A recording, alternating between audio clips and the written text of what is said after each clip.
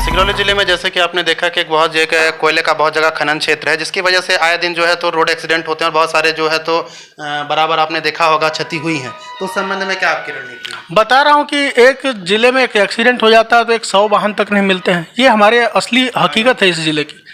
Ambulance नहीं मिलता है किसी को बीमारी हो जाने पर। बनाने की कोई इच्छा ही नहीं है। इतना सारा फंड, कोयले की रॉयल्टी हो, बालू की हो, तमाम जगहों पर यहाँ से बाहर चले जा रहे हैं। उस फंड का यहाँ पर धरातल पर लागू नहीं हो पा रहा है। सरकारें उन्हीं लोगों को मौका देती हैं जो चुप रहती हैं, उनकी गुलामी करती हैं।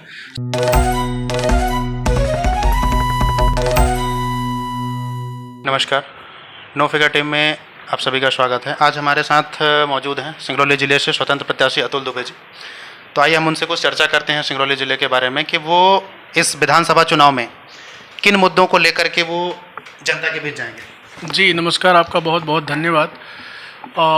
जैसा कि हम लोगों ने लगातार सिंगरौली की आवाज़ के रूप में चर्चा किया, लोगों से बातचीत किया और संघर्ष किया। कुल मिलाकर के ये एक लंबा संघर्ष है, पढ़ाई से लेकर के अभी तक का 10 वर्षों का। तो जहाँ तक मैं जान पाया हूँ कि लगातार एक मीडिया में रह कर के हम लोगों ने आवाज़ उठाया। और चीज़ें मीडिया एक ऐसी चीज़ें हैं जहाँ पर हम दिखा सकते हैं किसी चीज़ को, और किसी भी चीज़ को, किसी भी योजना को लागू करने के लिए एक जो प्लेटफॉर्म होता है वो है राजनीति ही हो सकती है। इसे कहीं ना कहीं लोग इसमें रुचि नहीं लेते, लेकिन उद्देश्य जो है चुनाव, एक 5 साल में जो मौका मिलता है जनता को, इसीलिए दिए जाते हैं कि एक बेहतर प्रतिनिधि को चुन सके।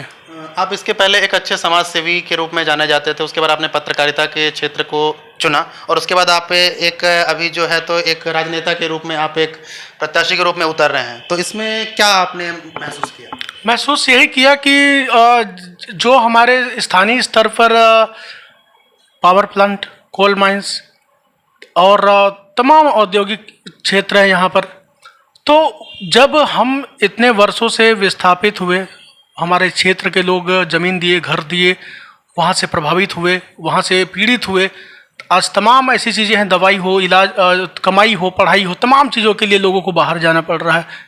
इस चीज़ के लिए बताने की ज़रूरत नहीं, बराबर अपने आप में महसूस करते हैं लोग। लेकिन हम लोग यही चाहते हैं कि जो व्यवस्थाएं हैं, सिस्टम में बैठने वाले जो लोग हैं, वो चाहते ही नहीं है कि इन चीज़ों को पूरा किया जाए। अगर वो चाहेंगे, वो चाहे क्या कोल माइंस, वो चाहे क्या पावर प्लांट, वो उन लोगों को चाहत उसी चीज़ को बढ़ाने का था, वो हुआ।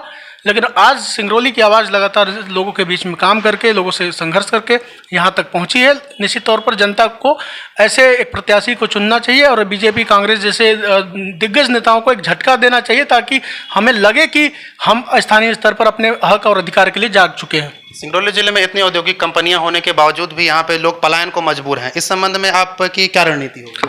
निश्चित तौर पर मैंने जैसा कहा कि पलायन का मुख्य कारण यही है कि स्थानीय स्तर पर उन्हें ध्यान नहीं दिया जाता है। आज सारा खेल पैसों का हो चुका है और इस कमाई के लिए लोग किसी के साथ जरा सा भी 10 रुपए के फायदे के लिए लाखों का नुकसान करने में जरा सा भी गुरेज नहीं रखते हैं। मैं तो बहुत करीब से देखा हूँ कि किस प्रकार से सिस्टम काम करता है। बहुत बोलने की ज़रूरत नहीं, सब लोग समझदार आज के ज़माने में हो चुके हैं। मुझे यकीन है कि जब हम लोग स्वतंत्र और एकदम निडर होकर के काम करेंगे तो ये काम होंगे। क्योंकि देखिए, आज व्यापार हो चुका है राजनीति। हमें उन्हीं जगहों पर अपना धंधा चलाना है, उन्हीं जगहों पर अपना काम करवाना है, और तो वो नेता पब्लिक के लिए क्या काम करेगा। तो वहाँ से हम लोग छोड़ के आए हैं, नौकरी छोड़ करके आए हैं, पूरे मन से, खाली तन मन धन लगा कर काम पहले भी किए और आगे भी मौका मिलेगा तो करेंगे। निश्चित तौर पर एक बड़ा बदलाव देखने को मिलेगा। सिंगरौली की जनता साथ में है। सिंगरौली की जो है तो यहाँ पे बहुत सारी राजनीतिक पार्टियां थी, उन पार्टियों को आप ज्वाइन ना करके एक निर्दलीय प्रत्याशी के रूप में आप सिंगरौली जिले में आए, तो इसमें क्या आपकी मानसिकता रही? पार्टियां किस चीज़ के लिए सर्वे कराती हैं? कहती हैं कि हम सर्वे करवा रहे हैं। आप किस आधार पर सर्वे करवाते हैं?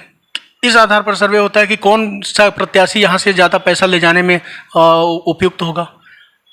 चर्चा तो हम लोग कर रहे हैं, काम तो हम लोग कर रहे हैं, तो सर्वे में कभी नाम नहीं आया। मतलब इन नेताओं को कभी ये चाहिए ही नहीं कि यहाँ के लोग आगे बढ़े, यहाँ के लोगों का काम हो।